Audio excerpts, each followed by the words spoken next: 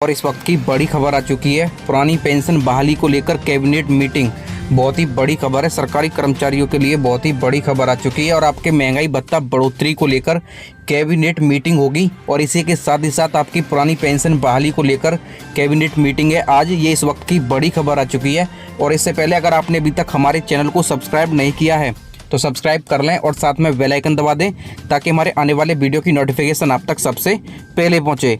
आज कैबिनेट बैठक होगी। डीए में फिर हो सकता है 4% का इजाफा, सैलरी में होगा उछाल। जी हां, झारखंड के सीएम हेमंत सोरेन सरकार की अध्यक्षता में कैबिनेट की अहम बैठक होने जा रही है और विभाग ने कैबिनेट मीटिंग के लिए नोटिफिकेशन जारी कर दिया है और इस मीटिंग में कई बड़े फैसले लिए जा सकते हैं और इसमें नियमितीकरण, रिक्त पदों पर भर्ती और महंगाई भत्ता में बढ़ोतरी समेत कई फैसले लिए जा सकते हैं।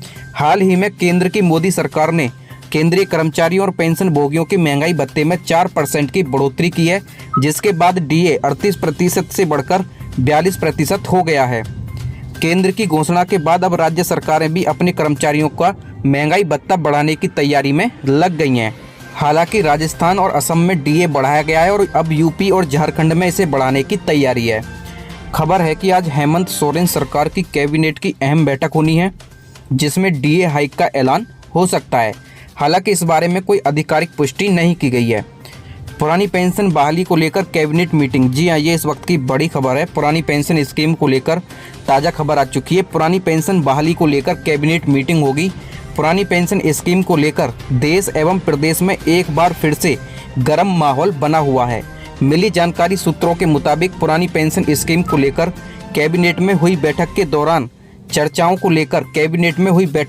चर्चाएं की गईं, जिसमें एक कमेटी गठित होगी जो कि पुरानी पेंशन स्कीम के रिव्यू करेगी एवं नई पेंशन योजना में सरकार मिनिमम रिटर्न देगी और नई पेंशन स्कीम के तहत कितना मिनिमम रिटर्न मिलेगा यह तो जब लागू होगा तभी पता चल सकता है। हालांकि अभी केंद्र सरकार की तरफ से किसी भी प्रकार का कुछ बदलाव नहीं किया गया। जी हां, पुरानी पेंशन स्कीम को लेकर देश एवं प्रदेश में एक बार फिर से गर्म माहौल बना हुआ है।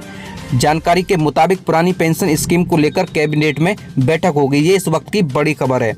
नई पेंशन स्कीम के तहत रिटायरमेंट के बाद सरकार मिनिमम गारंटी रिटर्न देगी, जिसमें करीब आपकी सैलरी से काटी गई पैसे का 40%। नई पेंशन स्कीम के तहत 1 अप्रैल 2004 के बाद जो कर्मचारी सरकारी विभाग में आए हैं सभी को इस योजना के तहत लाभ दिया जाएगा। अगली बड़ी खबर की बात करें तो आपकी पुरानी पेंशन बहाली को लेकर एक और बड़ी खबर आ चुकी है जो कि हर सरकारी कर्मचारी के लिए जानना जरूरी है। पुरानी पेंशन योजना बहाली को लेकर वित्त मंत्री सीतारमण का बड़ा ऐलान अब देश भर में होगी लागू। सरकारी कर्मचारियों के लिए एक बड़ी खुशखबरी है। देश भर के कई राज्यों में पुरानी पेंशन प्रणाली लागू कर दी गई है और वहीं पर इसे लागू करने को लेकर कई राज्यों में हड़ताल और प्रदर्शन देखने को मिल रहे हैं। लेकिन अब वित्त मंत्री निर्मला सीतारमण ने एक बड़ा ऐलान कर दिया है। वित्त मंत्री के इस ऐलान से कर्मचारियों को काफी राहत मिल सकती है और यह घोषणा पुरानी पेंशन योजना को लेकर की गई है। सरकारी कर्मचारियों को अब ओल्ड पेंशन स्कीम का लाभ मिलेगा और अब न्यू पेंशन स्कीम में होने के बाद भी पुरानी पेंशन योजना का लाभ ले सकते हैं। सरकार ने ओल्ड पेंशन योजना का विकल्प चुनने के लिए एक समिति का गठन किया है और आपको बता दें कि यह कमेटी न्यू पेंशन योजना को ओपीएस की तरह ही लोकप्रिय बनाएगी और इसमें भी गारंटी शुदा रिटर्न के साथ कमाई पर फोकस रहेगा। ओल्ड पेंशन स्कीम को लेकर देश भर के कर्मचारी काफी प्रदर्शन कर रहे हैं और इसे कई राज्यों में लागू भी किया जा चुका है और इस कारण केंद्र सरकार में इसकी मांग काफी तेज हो गई है। अभी तक केंद्र सरकार के स्तर पर इसे लागू नहीं किया गया है, लेकिन वित्त मंत्रालय न्यू पेंशन स्कीम में गारंटीड रिटर्न की समीक्षा कर रहा है, जिसमें यह योजना बनाई जा रही है कि कर्मचारियों को न्यू पेंशन स्कीम में ही ओल्ड पेंशन का लाभ दिया जाएगा। तो ये वित्त मंत्री का बड़ा ऐलान है। अगली बड़ी खबर की बात करें तो आपके लिए पुरानी पेंशन बहाली को लेकर बड़ी खबर आ चुकी है। पुरानी पेंशन को लेकर बड़ी खबर आ चुकी है। सरकारी कर्मचारियों के बीच ओल्ड पेंशन योजना की बढ़ती मांग को लेकर केंद्र सरकार सतर्क हो गई है। यह चुनावी मुद्दा बनता जा रहा है और इस साल कई राज्यों में विधानसभा चुनाव होने वाले हैं और फिर 2024 में आम चुनाव हैं और इससे पहले सरकार और पेंशन नियामक के बीच 3 उपायों को लेकर मंथन जारी है। पहला उपाय यह है कि पुरानी पेंशन की तरह पिछले वेतन के आधे तक पेंशन मिल जाए, लेकिन उसके लिए कर्मचारी से अंशदान लिया जाए। आंध्र प्रदेश में इस तरह की योजना चलाई जा रही है और इस मुद्दे पर पहले ही सरकार और पेंशन कोष नियामक एवं विकास प्राधिकरण के बीच चर्चा हो चुकी है। दूसरा उपाय यह है कि मौजूदा न्यू पेंशन स्कीम में ही मिनिमम पेंशन तय कर दी जाए और एनपीएस को लेकर शिकायत यह है कि कर्मचारी का योगदान फिक्स होता है लेकिन रिटर्न फिक्स नहीं होता है। इस पर काम लगभग पूरा हो गया है, लेकिन बोर्ड की स्वीकृति बाकी है। हालांकि संकेत मिल रहे हैं कि इसमें न्यूनतम रिटर्न 4 से 5% तक हो सकता है। सभी के लिए न्यूनतम पेंशन की गारंटी। जी हाँ, तीसरा उपाय यह है कि सभी को अटल पेंशन योजना की तरह न्यूनतम पेंशन की गारंटी दी जाए। पीएफआरडीए के फिलहाल इस योजना को चला रहा है, जिसमें 1,000 रुपये से लेकर 5,000 रुपये तक की पेंशन अंशदान के आधार पर तय की जाती है। पीएफआरडीए की सभी के लिए अटल पेंशन स्कीम का दायरा बढ़ाने और 5,000 रुपये की सीमा को खत्म करने के लिए तैयार हो सकता है, बशर्ते कि गारंटी में कोई वित्तीय कमी होने पर सहायता प्रदान करने की जिम्मेदारी सरकार की होगी। 5 राज्यों में पुरानी पेंशन योजना बहाल हो चुकी है। जी हाँ, 5 राज्यों में पुरानी पेंशन योजना को बहाल कर दिया गया है। ये कर्मचारियों के लिए बहुत ही बड़ी खुशखबरी है।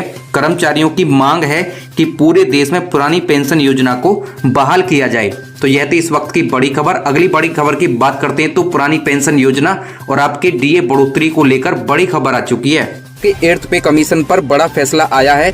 44% बढ़ेगी सैलरी। सरकारी कर्मचारियों के लिए बहुत ही बड़ी खुशखबरी है। महंगाई भत्ते में हुए इजाफे के बाद में केंद्रीय कर्मचारियों को बड़ी खुशखबरी मिल गई है। इस समय देश भर में कर्मचारियों को 7वें वेतन आयोग के तहत सैलरी मिल रही है, लेकिन कर्मचारियों की तरफ से इस तरह की कई शिकायतें देखने को मिल रही हैं कि उन्हें सिफारिशों के मुताबिक सैलरी नहीं मिल रही है, यानी जितना वेतन मिलना चाहिए उससे भी कम पैसा मिल रहा है। इन सभी स्थितियों को देखते हुए कर्मचारी सरकार से 8वें वेतन आयोग की मांग कर रहे हैं। कर्मचारी यूनियन से मिली जानकारी के मुताबिक इस संबंध में एक ज्ञापन किया जा रहा है, जिसको जल्दी सरकार को दिया जाएगा और इसके बाद में इसकी सिफारिशें देखकर इसे लागू किया जाएगा। हालांकि दूसरी तरफ सरकार ने सदन में 8वें वेतन आयोग को लागू करने के विषय पर किसी भी विचार से साफ मना किया है, लेकिन इसके बाद में भी कर्मचारी अगले वेतन आयोग को लागू करने की मांग कर रहे हैं।